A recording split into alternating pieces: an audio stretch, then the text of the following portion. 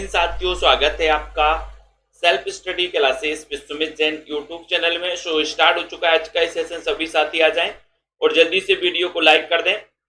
कुछ और महत्वपूर्ण कथनों पर अपन यहाँ पर चर्चा करने वाले हैं दोस्तों। तो यहाँ पर आपसे पूछा गया कि आदिकाल नाम भ्रामक है, इससे बाबा आदम के जमाने का आभास होता है। ये कथन किसका है? ये कथन बताना शानदार कथन है। आदिकाल नाम भ्रामक है, इससे बाबा आदम के जमाने का आभास होता है। ये कथन बताना 151 नंबर का। ये क्वेश्चन भी कई बार पूछा गया है, बताएं। बहुत ही अच्छा क्वेश्चन है।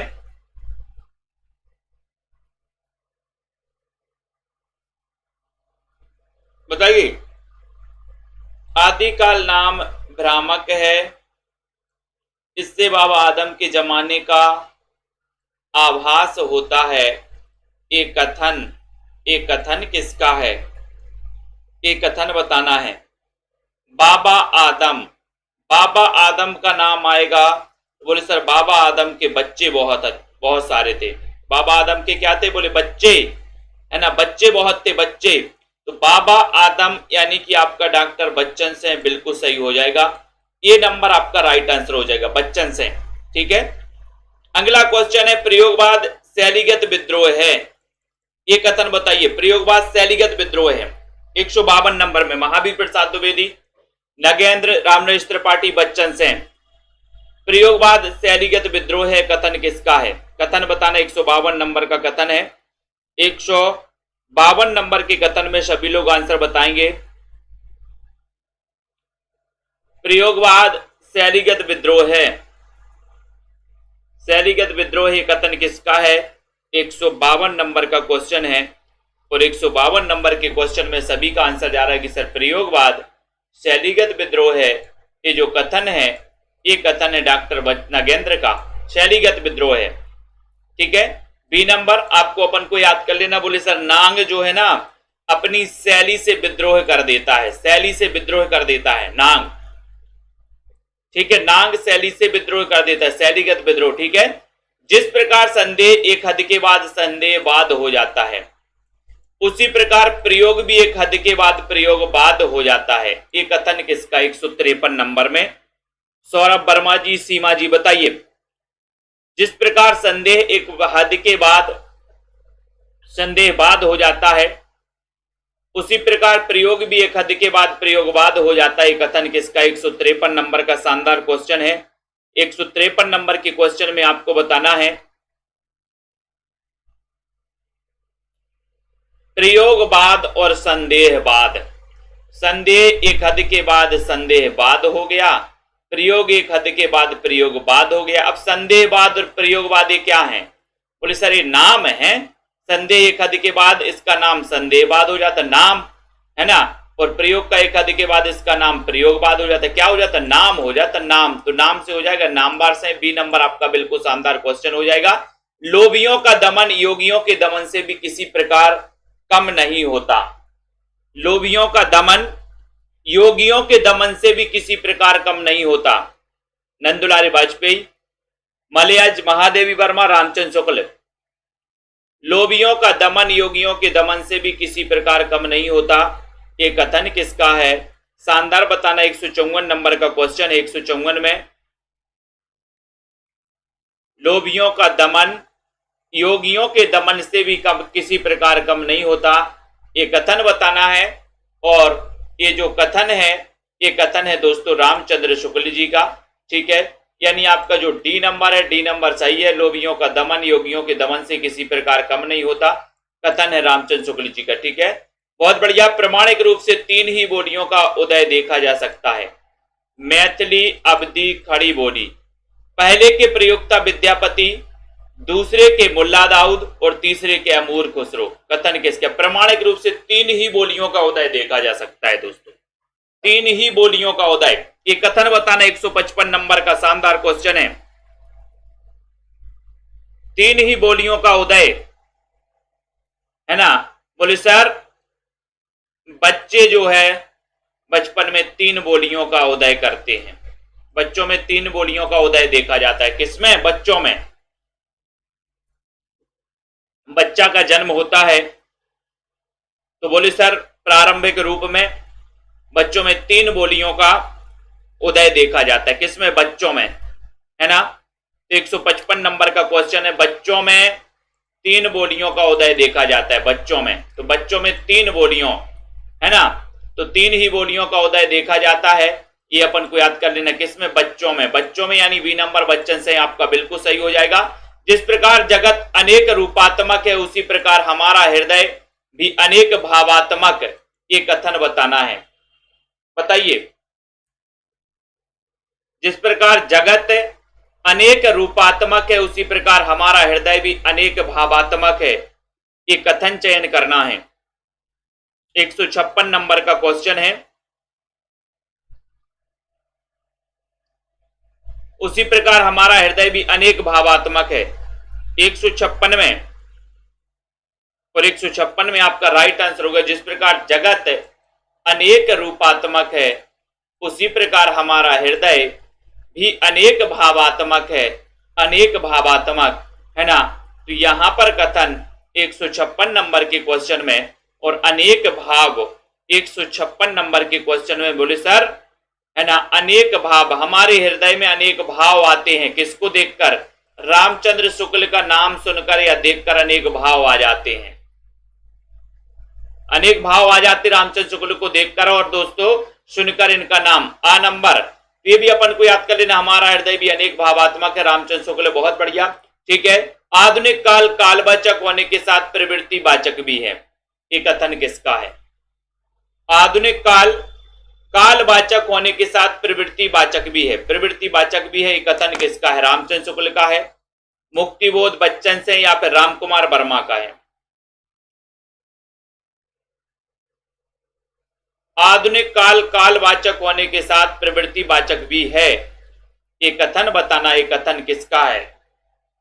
रामचंद्र शुक्ल, मुक्तिबोध बच्चन से, रामकुमार वर्मा। 157 नंबर का क्वेश्चन है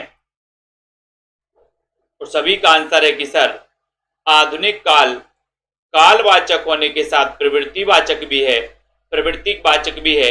157 में सभी लोगों का आंसर जा रहा है कि सर ये बच्चन से का कथन है, क्योंकि आपको पता है कि बच्चों में प्रवृत्ति बहुत होती है। प्रवृत्ति, है ना, बच्चे तो प्रवृत्ति वाचक होते हैं, ऐसे याद कर लो, बच्चे तो प्रवृत्ति वाचक होते हैं। कालवाचक तो होते ही हैं बच्चे, प्रवृत्ति वाचक भी होते हैं, ऐसे याद करो। बच्चे कैसे होते? बोले सर प्रवृत्ति वाचक, ठीक है। तो 157 नंबर का ये भी अपन को याद कर लेना। 157 में कि सर यहां पर जो आपका राइट आंसर हो जाएगा वो बच्चन से हो जाएगा। सी नंबर आपका सही है, ठीक है। ज्यों ज्यों हमारी वृत्तियों पर सभ्यता के नए नए आवरण चढ़ते जाएंगे त्यों त्यों एक और कविता की आवश्यकता बढ़ती जाएगी। दूसरी ओर कवि कर्म कठिन होता है, कवि कर्म कठिन होता है, ये कथन 158 नंबर का क्वेश्चन है। 58 नंबर में जो जो हमारी वृत्तियों पर सभ्यता के नए आवरण चढ़ते जाएंगे, नए आवरण चढ़ते जाएंगे, तो कभी कर्म कठिन होता है, कौन कह सकता है? कभी कर्म कठिन हो सकता है, ये कथन किसका है? शानदार क्वेश्चन है। कभी कर्म कठिन होता है, कथन किसका? रामविलास शर्मा, मुक्तिबोध डॉक्टर देवराज रामचंद्र शुक्ल। और 158 में सभी साथियों का आंसर जा रहा है कि सर कभी कर्म कठिन होता जाएगा, कभी कर्म कठिन होता जाएगा, ये कथन रामचंद्र शुक्ल जी का है। डी नंबर आपका बिल्कुल सही आंसर है, ठीक है। अगले क्वेश्चन की ओर जाएंगे। आक्रोश की भाषा का पहला प्रयोग सरहपा में दिखाई देता है, ये कथन बताइए। आक्रोश की भाषा 159 नंबर का क्वेश्चन है। आक्रोश की भाषा बताना है और आपको पता है कि बच्चे भी आक्रोश की भाषा समझते हैं कि नहीं समझते? बताओ। बच्चे बोले सर आक्रोश की ही भाषा समझते, उनसे बोलो बेटा मोबाइल अलग रख दो, पढ़ाई कर लो, नहीं समझेंगे। एक बार बोलोगे, दो चार बोलोगे, जब आप गुस्सा होके बोलोगे मैंने बोला ना कि मोबाइल अलग रख दो, पढ़ाई करो, तो बच्चे बोले आजकल के जो बच्चे हैं ना सर वो आक्रोश की भाषा को ही समझते हैं। आक्रोश की भाषा का पहला प्रयोग सरहपा में दिखाई देता है, ये कथन किसका है? 159 नंबर का क्वेश्चन है। सभी लोगों ने आंसर बताया कि सर बच्चन से, यानी कि बी नंबर आपका शानदार क्वेश्चन है। काव्य में अर्थ ग्रहण मात्र से काम नहीं चलता, बिंब ग्रहण अपेक्षित होता है। यह बिंब निर्दिष्ट गोचर और मूर्त विषय का ही हो सकता है, ये कथन किसका है? 160 नंबर का क्वेश्चन है। काव्य में अर्थ ग्रहण मात्र से काम नहीं चलता, बिंब ग्रहण अपेक्षित होता है। यह बिंब निर्दिष्ट गोचर और मूर्त विषय का ही हो सकता है, ये कथन किसका है? 160 नंबर का क्वेश्चन। 160 में काव्य में अर्थ ग्रहण मात्र से काम नहीं चलता, बिंब ग्रहण अपेक्षित होता है, बिंब ग्रहण अपेक्षित होता है। कथन बताइए 160 में, और कथन है रामचंद्र शुक्ल का, और कथन किसका है? रामचंद्र शुक्ल का। डी नंबर आपका बिल्कुल सही है, डी नंबर राइट आंसर है। ठीक है, अगले क्वेश्चन की ओर हम जाएंगे। अगला क्वेश्चन यहां पर आता है। अगला क्वेश्चन आपकी स्क्रीन पर आ रहा है दोस्तों। भक्ति काल, भक्ति काल है, मध्यकाल नहीं। मध्यकाल सामान्यतः जकड़ी हुई मनोवृत्ति का परिचायक है, ये कथन किसका? भक्ति काल, भक्ति काल है, मध्यकाल नहीं। मध्यकाल सामान्यतः जकड़ी हुई मनोवृत्ति का परिचायक के कथन किसका? 161 नंबर का क्वेश्चन है। बहुत ही बढ़िया क्वेश्चन, बताइए जल्दी से। 161 में भक्तिकाल, भक्तिकाल है, मध्यकाल नहीं। मध्यकाल सामान्यतः जकड़ी हुई मनोवृत्ति है ना, जकड़ी हुई मनोवृत्ति किसके अंदर आ गई? बोले सर, बोले सर आजकल बच्चों के अंदर जकड़ी हुई मनोवृत्ति आ गई है। मैंने कहा कैसी जकड़ी हुई?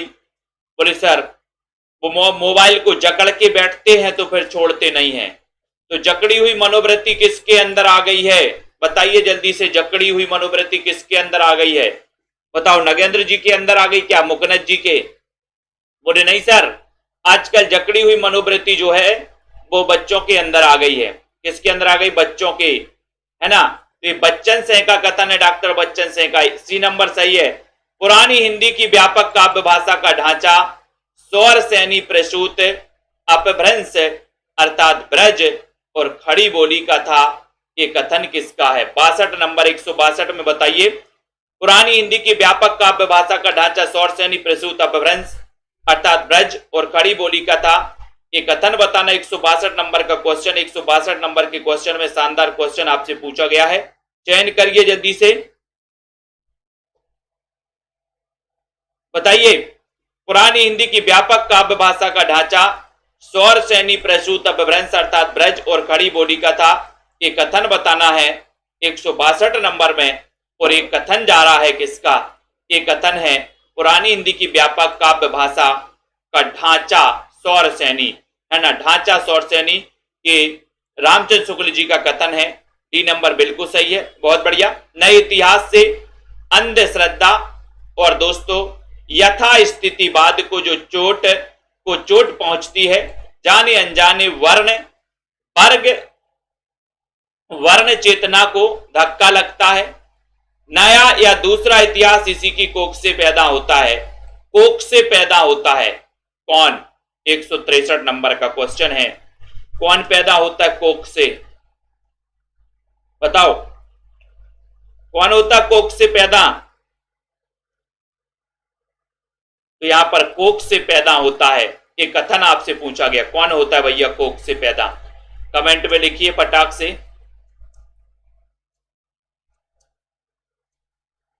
बताओ, 163 नंबर का शानदार क्वेश्चन है, सभी लोग बताएंगे। इन कथनों को धीरे धीरे अपन को प्रैक्टिस करना है। बोले सर कोख से पैदा होता है बच्चा, बच्चा होता है कोख से पैदा, बच्चा, है ना, कोख से पैदा होता है बच्चा, यानी कि सी नंबर आपका सही है, कोख से पैदा होता है बच्चा। ठीक है, सी नंबर, बहुत बढ़िया, वेरी गुड।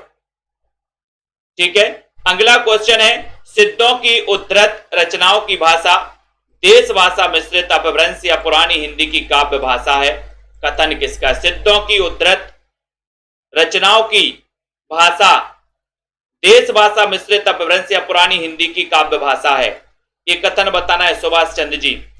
ये कथन किसका है? सीता गर्गे जी, बताइए जल्दी से। 164 नंबर का ये कथन बहुत ही शानदार कथन है और ये कथन आपको बताना है, प्रैक्टिस करनी है, बार बार प्रैक्टिस करिए सभी साथी। ठीक है, यहां पर आपका उत्तर क्या हो जाएगा? सिद्धों की उद्धृत रचनाओं की भाषा देश भाषा मिश्रित अपभ्रंश या पुरानी हिंदी की काव्य भाषा है 164 में। और ये कथन जो हो जाएगा, सभी लोगों का आंसर आया है कि सर ये जो कथन है, ये कथन है कौन सा? रामचंद्र शुक्ल का। सिद्धों की उद्धृत रचनाओं की भाषा देश भाषा मिश्रित अपभ्रंश या पुरानी हिंदी की काव्य भाषा है। ये कथन है रामचंद्र शुक्ल का। अगला क्वेश्चन है, घनानंद को शुक्ल की रीति काल के सर्वोत्कृष्ट कवियों में मानते हैं, फिर भी उन्हें अन्य कवियों की बिरादरी में क्यों बिठाया है? यहां पर उनकी इतिहास दृष्टि में खोट दिखाई पड़ती है। कथन किसका है? घनानंद को बताना है। घनानंद को शुक्ल जी रीति काल के सर्वोत्कृष्ट कवियों में मानते हैं, फिर भी उन्हें अन्य कवियों की बिरादरी में क्यों बैठाया है? यहां पर उनकी इतिहास दृष्टि में खोट दिखाई पड़ती है। ये कथन बताना 165 नंबर का क्वेश्चन है। 165 में सभी लोग बता रहे हैं। 165 बहुत ही शानदार क्वेश्चन है ना। और यहां पर आपको बता है कि दृष्टि में खोट कौन देख सकता है, दृष्टि में खोट है कि नहीं, ये कौन देख सकता है? कौन देखेगा बताइए? पुलिस दृष्टि में खोट है कि नहीं, ये देखने वाला केवल एक व्यक्ति है जो चश्मा लगा के देखता है कि दृष्टि में खोट है कि नहीं, वो देखेंगे आचार्य रामचंद्र शुक्ल। सी नंबर आपका सही है। भक्ति काल को शुक्ल जी ने एक ढंग से पढ़ा और द्विवेदी जी ने दूसरे ढंग से। आज के परिवेश में जो अंतरराष्ट्रीय हलचलों से जुड़ गया है, नए सिरे से पढ़ने की जरूरत है। कथन किसका है? 66। नए सिरे से पढ़ने की जरूरत है। 166 नंबर का क्वेश्चन है ना। और बोले सर नए सिरे से तो बच्चे पढ़ते हैं। नए सिरे से तो कौन पढ़ता है? बच्चे पढ़ते हैं, है ना। अब शुक्ल जी और हजारी प्रसाद द्विवेदी नहीं पढ़ेंगे। बोले सर नए सिरे से अगर कोई पढ़ेगा तो वो बच्चे पढ़ेंगे, है ना। भक्ति काल को शुक्ल जी ने एक ढंग से पढ़ा और द्विवेदी जी ने दूसरे ढंग से पढ़ा, है ना। आज के परिवेश में जो अंतरराष्ट्रीय हलचलों से जुड़ गया है, नए सिरे से पढ़ने की जरूरत है। बोले सर नए सिरे से अगर कोई पढ़ेगा तो वो बच्चे पढ़ेंगे। बच्चे से क्या हो जाएगा? डॉक्टर बच्चन से। ये नंबर आपका सही हो जाएगा। बहुत ही शानदार क्वेश्चन है। अगला क्वेश्चन है, वीर गीत परंपरा का प्राचीनतम ग्रंथ बीसल देव रासो है। ये कथन किसका? 167 नंबर का क्वेश्चन है। वीर गीत परंपरा का प्राचीनतम ग्रंथ है बीसल देव रासो है। ये कथन बताना है। 167 में रमा शर्मा जी बताइए। 167 का आंसर वीर गीत परंपरा का प्राचीनतम ग्रंथ बीसल देव रासो है। ये कथन चयन करना है। और सभी लोग बता रहे हैं कि सर वीर गीत परंपरा का प्राचीनतम ग्रंथ बीसल देव रासो, ये कथन है रामचंद्र शुक्ल जी का। यानी कि आपका उत्तर बी नंबर। शानदार क्वेश्चन है, बहुत ही बढ़िया क्वेश्चन है ना। उनमें गांव की सरलता और मस्ती थी, वे पूरे तौर पर स्वच्छंद थे, भारतेंदु के प्रति उनके मन में अत्यधिक आदर था। ये कथन किसका है? ये कथन आपको चयन करना है, जल्दी से बताइए। उनमें गांव की सरलता और मस्ती थी, उनमें गांव की सरलता और मस्ती थी, वे पूरे तौर पर स्वच्छंद थे, भारतेंदु के प्रति उनके मन में अत्यधिक आदर था। ये कथन किसका? 168 नंबर का क्वेश्चन है। 168 में सभी साथी बताएंगे। और 168 का राइट आंसर जा रहा है कि सर उनमें गांव की सरलता। कौन में? बोले बच्चों में गांव की सरलता, मस्ती थी। मस्ती तो बच्चों में होती है। मस्ती थी, पूरे तौर पर स्वच्छंद थे, है ना। स्वच्छंद रूप से खेलते हैं बच्चे, भारतेंदु के प्रति उनके मन में अत्यधिक आदर था, है ना। तो भारत के प्रति आदर था, मस्ती करते हैं बच्चे, स्वच्छंद रूप से खेलते हैं, गांव की, है ना, सरलता। ये बच्चन सिंह का कथन है दोस्तों। ये नंबर आपका बिल्कुल सही है। आ नंबर राइट आंसर हो जाएगा। चंद्रबरदाई हिंदी के प्रथम महाकवि माने जाते हैं और इनका पृथ्वीराज रासो हिंदी का प्रथम महाकाव्य। ये कथन बताइए 169 नंबर में। 169 में, है ना, चयन करिए। 169 में चंद्रबरदाई हिंदी के प्रथम महाकवि माने जाते हैं और इनका पृथ्वीराज रासो हिंदी का प्रथम महाकाव्य। 169 नंबर का शानदार क्वेश्चन है और सभी लोग बिल्कुल सही बता रहे हैं दोस्तों, जल्दी से बताएं। 169 में और 69 का राइट आंसर है कि सर चंद्रबरदाई हिंदी के प्रथम। ये कथन कहा था रामचंद्र शुक्ल जी ने। डी नंबर आपका सही है, डी नंबर, ठीक है। रीतिकालीन कवि सचेत रूप से कविता लिख रहे थे जो उनके जीविकोपार्जन से जुड़ी हुई थी। ये कथन बताइए। 170 नंबर का क्वेश्चन है और आपको पता है जीविकोपार्जन, है ना, बच्चों के जीविकोपार्जन के लिए बोले, है ना, आपके पास कई लोग आते बोले बच्चों के जीविकोपार्जन के लिए कुछ दे दे। किसके जीविकोपार्जन के लिए, है ना, आपको पता है बच्चन बच्चन से अपन को याद कर लेना है दोस्तों, बच्चन से, ठीक है। जीविकोपार्जन से जुड़ी हुई थी, तो जीविकोपार्जन वाला जो एक फैक्ट पढ़ना है, तथ्य पढ़ना, एक कथन बच्चन से का है। बी नंबर 170 में आपका बिल्कुल सही आंसर हो जाएगा बी नंबर। रीतिकालीन कवि सचेत रूप से कविता लिख रहे थे जो उनके जीविकोपार्जन से जुड़ी हुई थी, ये कथन है बच्चन से का।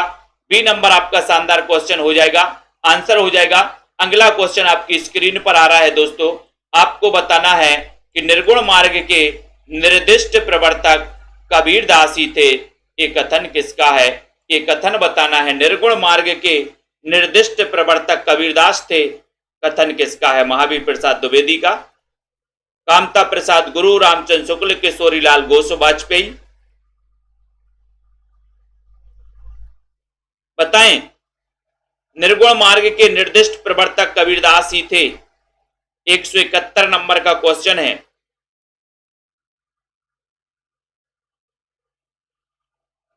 और ये कथन कहां जा रहा है? बोले सर निर्गुण मार्ग के निर्दिष्ट प्रवर्तक कबीरदास ही थे, ये कथन दोस्तों रामचंद्र शुक्ल का है ना। और ये पंजाब मास्टर कैडर में एक क्वेश्चन आया था, है ना। ये रामचंद्र शुक्ल, सी नंबर आपका बिल्कुल सही हो जाएगा, बहुत बढ़िया।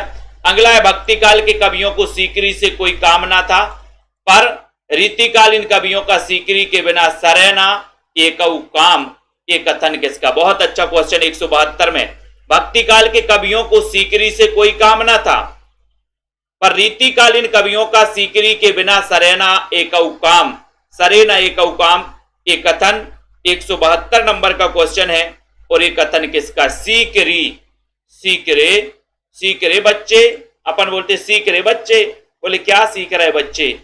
सीकरी, सीकरी, बोले बच्चे सीकरी, सीकरी अपन को याद किए, सीकरी आया, सीकरी, है ना। बोले सीख रहे बच्चे, बच्चे सीख रहे, बच्चे सीख रहे हैं, है ना। इस प्रकार से सीकरी अपन को याद कर लेना। बच्चे बोले सर सीकरी गए थे, सीकरी, है ना। भक्ति काल में बच्चे सीकरी गए थे, रीति काल में लौट के आ गए थे। बोले बच्चे सीकरी कब गए थे? बोले भक्ति काल में, लौट के कब आए थे? रीति काल में। बच्चे गए थे लेकिन सीकरी, सीकरी वाली बात हुई है यहां पर। सरेना एकऊ काम, बहुत बढ़िया है। इनमें से कोई संदेह नहीं कि कबीर ने ठीक मौके पर जनता के उस बड़े भाग को संभाला जो नाथ पंथियों के प्रभाव से प्रेम भाव और भक्ति रस से शून्य पड़ता जा रहा था, एक कथन बताना। 173 नंबर का क्वेश्चन है, सभी लोग बताएंगे। और दोस्तों जल्दी से बताओ, इनमें से कोई संदेह नहीं है ना कि कबीर ने ठीक मौके पर जनता के उस बड़े भाग को संभाला जो नाथ पंथियों के प्रभाव से प्रेम भाव और भक्ति रस से शून्य पड़ता जा रहा था, ये कथन बताना है। 173 नंबर का शानदार क्वेश्चन है। राइट आंसर है रामचंद्र शुक्ल, यानी बी नंबर आपका बिल्कुल सही है, बी नंबर, ठीक है ना। बिहारी, बिहारी के लिए प्रेम चौगान का खेल है, बिहारी के लिए प्रेम काय का खेल है? जल्दी से बताइए, जल्दी बताओ। बिहारी के लिए प्रेम चौगान का खेल है, चौगान का खेल है, कथन किसका है? 174 नंबर का क्वेश्चन है, बच्चन सिंह का, हजारी प्रसाद द्विवेदी, प्रेमचंद या फिर महादेवी वर्मा। बिहारी के लिए प्रेम चौगान का खेल है, चौगान का खेल, 174। तो आपको पता है कि सर चौगान का खेल तो बच्चे खेलते हैं, चौगान में खेल खेलते हैं कौन? बच्चे। चौगान में खेलते कि नहीं खेलते? आपने देखा होगा दोस्तों तारक मेहता का उल्टो चौगान में बच्चे खेलते हैं, है ना, खेलते हैं ना। तारक भाई, बच्चे खेलते हैं क्रिकेट, खिड़कियों के कांच फूट जाते हैं। तो चौगान का खेल खेलते हैं या चौगान में खेल खेलते कौन? बच्चन, डॉक्टर बच्चन। आ नंबर आपका सही है। प्रयोगवाद एक और व्यक्ति की अनुभूति को समष्टि अनुभूति तक उत्सर्ग करने का प्रयास है, तो दूसरी ओर रूढ़ी का वह विरोधी और अन्वेषण का समर्थक है, कथन किसका है? 75 नंबर का क्वेश्चन है, जल्दी से बताइए। प्रयोगवाद एक और व्यक्ति की अनुभूति और समष्टि अनुभूति तक उत्सर्ग करने का प्रयास है, तो दूसरी ओर रूढ़ी का वह विरोधी और अन्वेषण का समर्थक है। 175 नंबर का शानदार क्वेश्चन बताना है, सभी लोग बताएंगे। और आपका उत्तर क्या जा रहा है ना। प्रयोगवाद एक और व्यक्ति की अनुभूति को समष्टि अनुभूति तक उत्सर्ग करने, तो दूसरी ओर रूढ़ी का वह विरोधी है। रूढ़ी का विरोधी है, बोले लक्ष्मीकांत वर्मा, है ना। और सर लक्ष्मी तो रूढ़ी की विरोधी है, रूढ़ी, लक्ष्मीकांत वर्मा, ये नंबर आपका बिल्कुल सही है, ठीक है। उसके बाद यहां पर आते हैं, प्रयोगवादी कविता में भावना है किंतु हर भावना के सामने एक प्रश्न चिन्ह लगा है, ये कथन 176 में। प्रयोगवादी कविता में भावना है किंतु हर भावना के सामने एक प्रश्न चिन्ह लगा है, प्रश्न चिन्ह लगा है, 176 नंबर का क्वेश्चन है। और 176 में सभी लोगों का आंसर जा रहा है कि प्रयोगवादी कविता में भावना है किंतु हर भावना के सामने एक प्रश्न चिन्ह लगा है, प्रश्न चिन्ह लगा है, 176 नंबर का क्वेश्चन है। और 176 में आपका राइट आंसर क्या जा रहा है, प्रश्न चिन्ह लगा है, काय के आगे, धर्मवीर भारती। बोले सर प्रश्न चिन्ह लगा है कि आप धर्मवीर हो कि नहीं हो, प्रश्न चिन्ह लगा है कि आप धर्मवीर हो कि नहीं। प्रश्न चिन्ह कहां लगा है, बोले सर यही इसलिए लगा, बोले सर कि आप धर्मवीर हो कि नहीं, है ना। बोले सर हम धर्मवीर हैं, ठीक है। तो प्रश्न चिन्ह यानी कि आपका जो सा नंबर है वो बिल्कुल सही है, ठीक है। कबीर में भारतीय ब्रह्मवाद के साथ सूफियों के भावात्मक रहस्यवाद, हठयोगियों के साधनात्मक रहस्यवाद और वैष्णवों के अहिंसावाद तथा पवित्रवाद का मेल करके अपना पंथ खड़ा किया, कथन किसका है। कथन बताना बहुत ही शानदार क्वेश्चन है, जल्दी से चयन करना है, शानदार।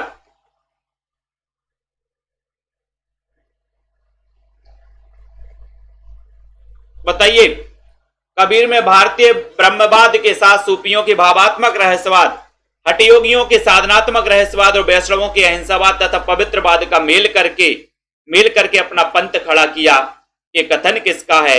177 नंबर का क्वेश्चन है, राइट आंसर है रामचंद्र शुक्ल, यानी कि सी नंबर आचार्य रामचंद्र शुक्ल का है। कबीर में भारतीय ब्रह्मवाद, ठीक है, वेरी गुड। भारतीय लोकतंत्र की अपनी समस्याएं हैं। भारतीय लोकतंत्र की सांस्कृतिक सामाजिक संघर्ष है, उन्हें देखने समझने का बदला हुआ नजरिया है। इस नए संदर्भ में यदि विश्लेषण नहीं करता है तो नया इतिहास ही लिखा जाएगा, नया इतिहास लिखा जाएगा। अब बताओ, ये कथन बताना, 178 नंबर का क्वेश्चन है, नया इतिहास लिखा जाएगा। बताओ किसके लिए लिखा जाएगा नया इतिहास। बोले सर बच्चों के लिए नया इतिहास लिखा जाएगा। नया इतिहास लिखा जाएगा तो किसके लिए बताओ। बोले सर बच्चों के लिए लिखा जाएगा नया इतिहास। तो यहां पर बोल रहा है कि यदि विश्लेषण नहीं करना तो नया इतिहास लिखा जाएगा, किसके लिए, बच्चों के लिए, बच्चन से, यानी कि डी नंबर आपका शानदार क्वेश्चन है। कबीर ने केवल भिन्न प्रतीत होती हुई परोक्ष सत्ता की एकता का आभास दिया था, प्रत्यक्ष जीवन की एकता का दृश्य सामने रखने की आवश्यकता बनी थी, यह जायसी द्वारा पूरी हुई थी। ये कथन बहुत ही शानदार क्वेश्चन है दोस्तों, 179 नंबर का क्वेश्चन है। बताइए, कबीर ने केवल विभिन्न प्रतीति हुई परोक्ष सत्ता की एकता का आभास दिया था, प्रत्यक्ष जीवन की एकता का दृश्य सामने रखने की आवश्यकता बनी थी, यह जायसी द्वारा पूरी हुई थी। कथन किसका, 179 नंबर का क्वेश्चन है। और 179 में सभी लोगों का आंसर जा रहा है कि सर कबीर ने केवल भिन्न प्रतीति हुई, कथन हो जाएगा बी नंबर, यानी बच्चन से आपका बिल्कुल सही आंसर हो जाएगा। अगले क्वेश्चन की ओर जाएंगे। अगला क्वेश्चन आपकी स्क्रीन पर है। अगला क्वेश्चन है यहां पर, इस समय के साहित्य का केवल एक नाम दिया जा सकता है, स्वच्छंदतावाद। ये कथन किसका है। इस समय के साहित्य का केवल एक नाम दिया जा सकता है, स्वच्छंदतावाद। 180 में शीला गुप्ता जी बताइए, 180 का शानदार क्वेश्चन है और सभी लोगों का आंसर जा रहा है कि इस समय के साहित्य का केवल एक नाम दिया जा सकता है, स्वच्छंदतावाद, स्वच्छंदतावाद।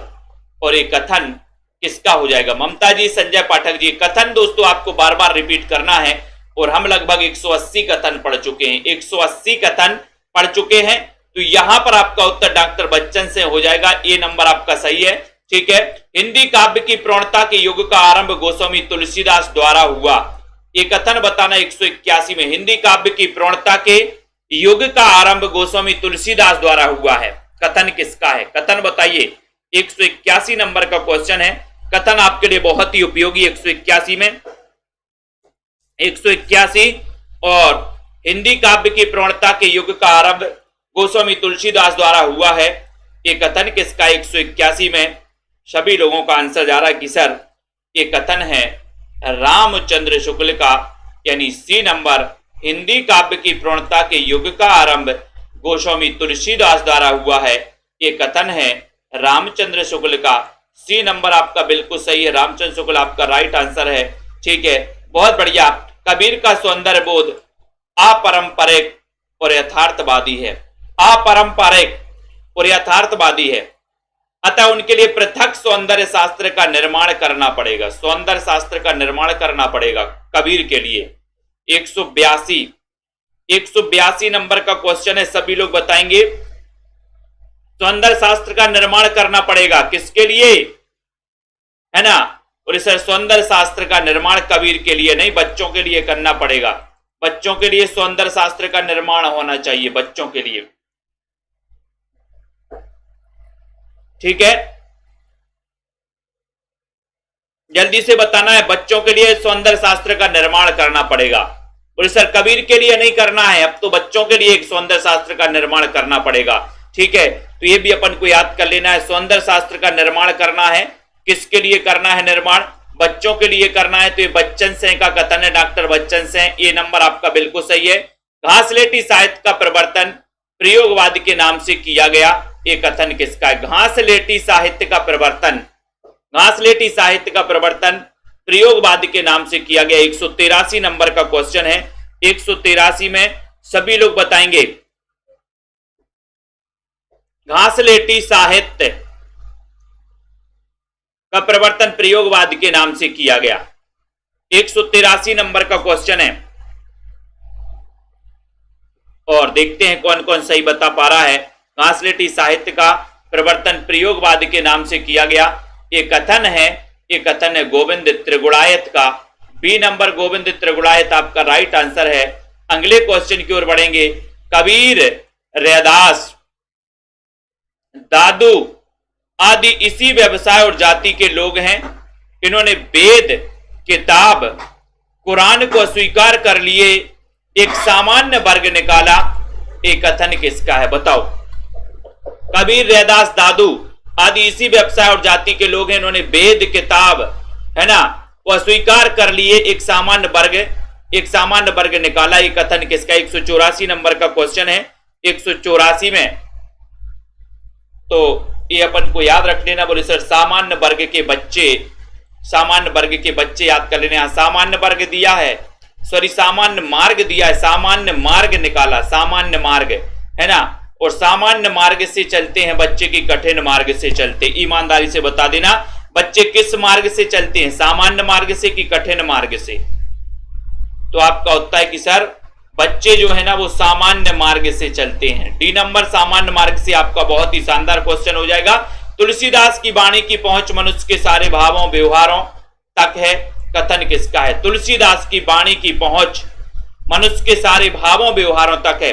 185 नंबर का बहुत ही बढ़िया क्वेश्चन है। तुलसीदास की पहुंच मनुष्य के सारे भावों व्यवहारों तक है। 185 में तुलसीदास जी के बारे में इतना अच्छा कथन कौन कहेगा? और आपका है कि तुलसीदास की वाणी की पहुंच जो है मनुष्य के सारे भावों व्यवहारों तक है। कथन है, ये कथन रामचंद्र शुक्ल ही कहेंगे। डी नंबर आपका शानदार क्वेश्चन है। काल एक अखंड प्रवाह होता है और युग काल खंडों की पहचान, ये कथन बताना है। और ये अपन ने पढ़ भी लिया है ना। ये 186 नंबर डबल हुआ है ना। काल एक अखंड प्रवाह होता है और युग काल खंडों की पहचान। 186 में सभी लोग बताइए जल्दी से। 186 नंबर का क्वेश्चन है, आंसर बताना है ना। अखंड प्रवाह और युग काल खंडों की पहचान, यहां पर आपका उत्तर हो जाएगा कि सर ये कथन है डॉक्टर बच्चन सिंह का। पढ़ा भी था अपन ने। सी नंबर आपका बिल्कुल सही है। ठीक है, अगला क्वेश्चन है। यह एक कवि तुलसी ही हिंदी को प्रौढ़ साहित्यिक भाषा सिद्ध करने के लिए काफी है। एक कथन बताना। 187 में बताइए, बहुत ही बढ़िया क्वेश्चन है। 187 नंबर का क्वेश्चन है। 187 में चयन करिए जल्दी से 187 का आंसर। और एक कवि तुलसी ही हिंदी को प्रौढ़ साहित्यिक भाषा सिद्ध करने के लिए काफी है। एक कथन है, और एक कथन है दोस्तों किसका? एक कथन है 187 में राइट आंसर है बी, यानी रामचंद्र शुक्ल। बी नंबर आपका सही है। आला खंड में श्रृंगारिक वर्णन का एकांत अभाव है, कथन किसका है? श्रृंगारिक वर्णन का एकांत अभाव है। आला खंड में श्रृंगारिक वर्णन का एकांत अभाव है। एकांत अभाव 188 नंबर का क्वेश्चन है। 188 में सभी लोगों का आंसर जा रहा है कि सर आला खंड, और आला खंड में श्रृंगारिक वर्णन का एकांत अभाव है। एकांत अभाव है, ये कथन किसका है? ये कथन बताना है 188 नंबर में, और ये कथन है बच्चन का। बोले सर बच्चे जो है ना आला खंड एकांत में पढ़ते हैं। बच्चे आला खंड कब पढ़ते? बोले एकांत में पढ़ते आला, एकांत में पढ़ते आला, है ना। तो ये डॉक्टर बच्चन से डी नंबर आपका बिल्कुल सही हो जाएगा। जायसी पहले कवि हैं, सूफी बाद में, किसका कथन है? जायसी पहले कवि हैं, सूफी बाद में। सूफी बाद में 189 में आरती जी बजाइए, बताइए आजमगढ़ जी, अनिल ठाकुर जी। जायसी पहले कवि हैं, सूफी बाद में हैं, ये किसका कथन है? 189 नंबर का क्वेश्चन है। 189 में कौन कौन सही बता पा रहा है? और जायसी पहले कवि हैं और बाद में सूफी बाद में। तो राइट आंसर है कि सर विजय देव नारायण शाही, यानी डी नंबर आपका सही है। ठीक है, तो अपन ने 189 क्वेश्चन तक दोस्तों अपन ने पढ़ दिया है। अब 189 कथन आपको आने चाहिए। 189 कथन आपने पढ़ लिए हैं, और 189 कथन आपने पढ़े हैं तो लगभग कम से कम मान के चलो कि क्लास के दौरान आपको 100 कथन तो क्लास के दौरान याद हो गए हैं। 100 कथन। अब थोड़ी सी मेहनत आपको करनी है ना। कम से कम 100 कथन आपको क्लास के दौरान ही याद हो गए हैं। अब बाकी के 89 कथन और जो आपको कैसे पढ़ना है, याद करना है। ठीक है, बार बार देखिएगा क्लासों को। ठीक है, तो सभी साथियों के लिए धन्यवाद। अध्ययन करते रहें, पढ़ते रहें इसी प्रकार से। ठीक है, जय हिंद।